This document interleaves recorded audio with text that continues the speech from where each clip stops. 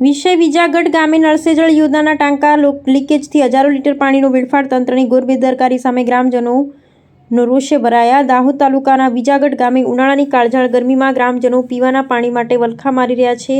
ત્યારે વાસ્મો દ્વારા નળ સે જળ યોજના હેઠળ બનાવવામાં આવેલ પાણીના ટાંકામાં મોટા પાયે લીકેજ થવાને કારણે રોજ હજારો લીટર પાણી વેડફાઈ રહ્યું છે. ગ્રામજનોના જણાવ્યા મુજબ છેલ્લા ઘણા દિવસોથી ટાંકામાંથી સતત પાણી વહી રહ્યું છે.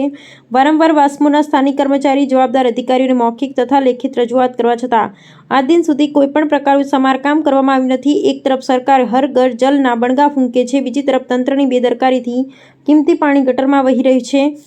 પાણીની તંગીના આ કપરા સમયમાં આવી બેદરકારી અક્ષમ્ય છે. આ લીકેજના કારણે ગામના છેવાડાના ફળિયાઓમાં પૂરતા પ્રેશરથી પાણી પહોંચતું નથી અને મહિલાઓને દૂર દૂર સુધી પાણી ભરવા જવું પડે છે. અમારી માંગણીઓ: એક, વિજાગઢ ગામના ટાંકાનું લીકેજ તાત્કાલિક ધોરણે યુદ્ધના ધોરણે રિપેર કરવામાં આવે. બીજું, આ બેદરકારી માટે જવાબદાર વાસ્મોના અધિકારી તથા કોન્ટ્રાક્ટ એજન્સી સામે તાત્કાલિક તપાસ કરી શિક્ષાત્મક કાર્યવાહી કરવામાં આવે. ત્રીજું, ભવિષ્યમાં આવી ઘટના ન બને તે માટે સમગ્ર તાલુકામાં નળ સે જળ યોજનાના તમામ સ્ટ્રક્ચરનું ઓડિટ કરવામાં આવે. રિપોર્ટર શ્રીકાંત પૈકે, વોહન.